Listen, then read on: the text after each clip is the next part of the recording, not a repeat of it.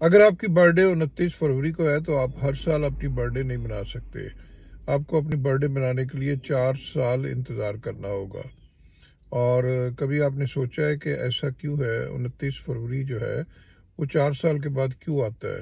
تو اس کا جواب یہ ہے کہ زمین سورج کے گرد ایک جو مدار میں اپنا ایک پورا چکر 365 دنوں میں مکمل کرتی ہے. اس لیے ہم کہتے ہیں کہ ایک سال میں 365 دن ہوتے ہیں، لیکن حقیقت میں زمین جو ہے سورج کے گرد اپنا ایک چکر جو ہے وہ 365 پلس 1/4 دن میں مکمل کرتی ہے.